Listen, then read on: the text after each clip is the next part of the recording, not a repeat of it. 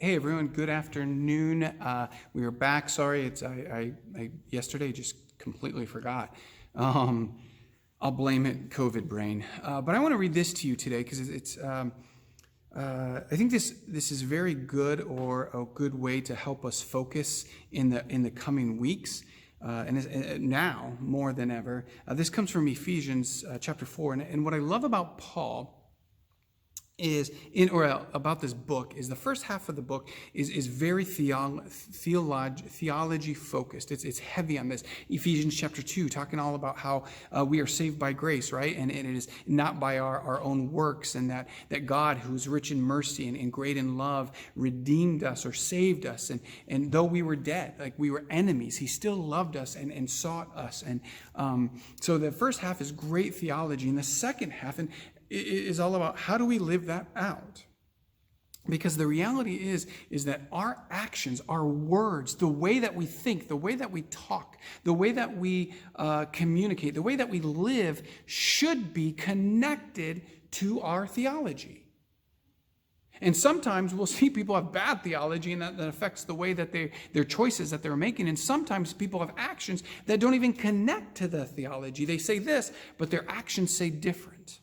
And Paul is writing to say, hey, make this connection, because your theology should inform your words. Your theology should form your actions. If you believe God is sovereign, if you believe that God loves us with such a great love, and that God is a God of grace, God is God of loving kindness and mercy, of patience and forgiveness, guess what? That means your actions should reveal that.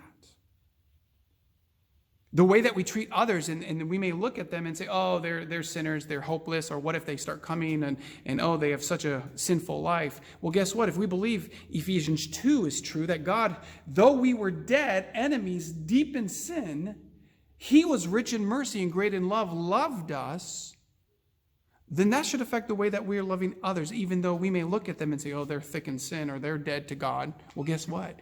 We once were dead to God, and he still loved us. So, Ephesians chapter 2, or the book of Ephesians, first half, all great theology. Second half is living it out. So listen to this.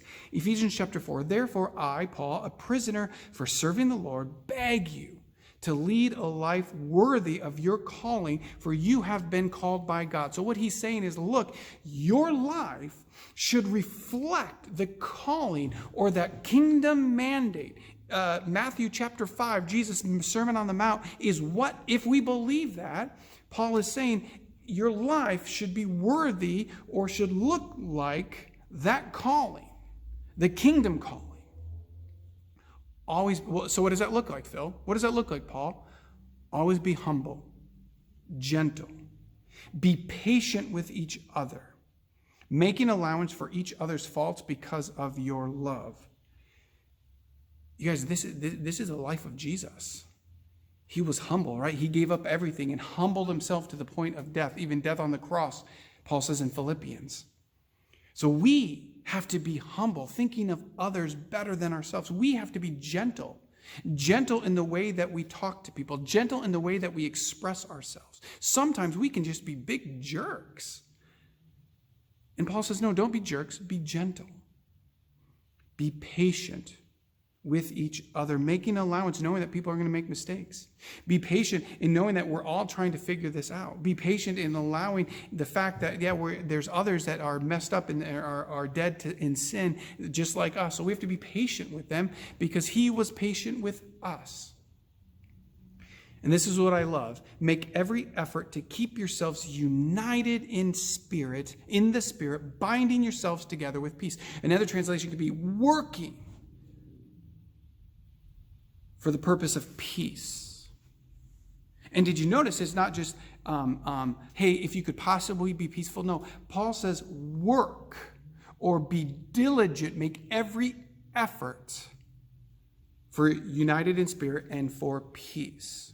See, what he means there is, and I think he knows human nature, it is not in human nature for us to be shalom. It is not in human nature for us to be united because we are divided. This country is divided. This world's divided right now from red, blue, to this, to that, to mask, no mask, whatever it is. We are so divided, and we love being divided because guess what? It's easy to be divided. It's easy to get caught up in what I want, and I don't care what you want, so therefore I'm going to divide us because it's easy. It's easy to push others away. It's easy to polarize. But God does not call us to polarize. God calls us here in the middle, and that's why Paul says, work. Make every effort to be united in the Spirit, working together, binding yourselves for peace. That's an action step.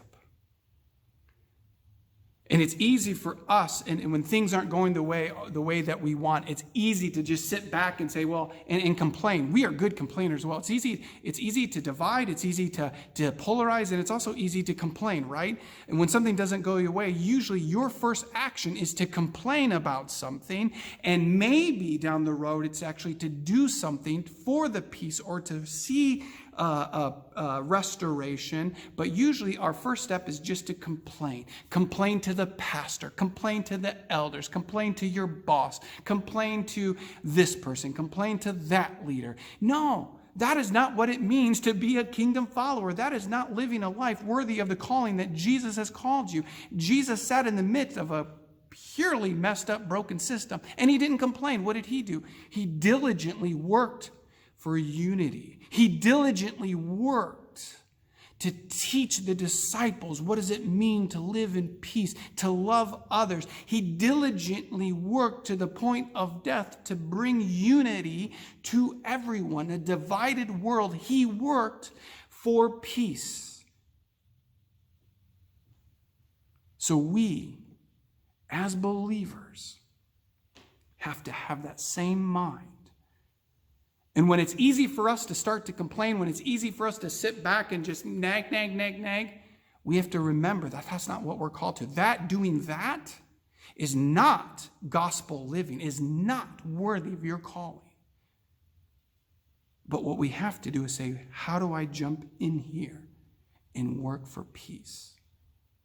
How do I humbly set myself aside and engage in the gospel calling?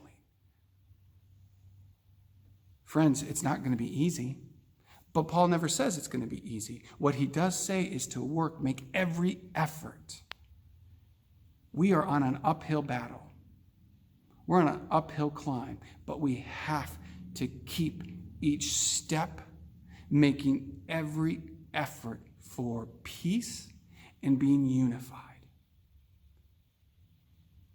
Let's not take the easy way out and sit back and complain, to sit back and polarize, but let's work diligently. Because I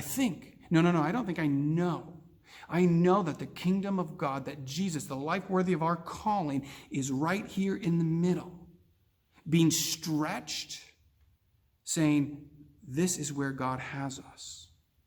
Because it's not jumping to one side or the other, it's standing here in the gap.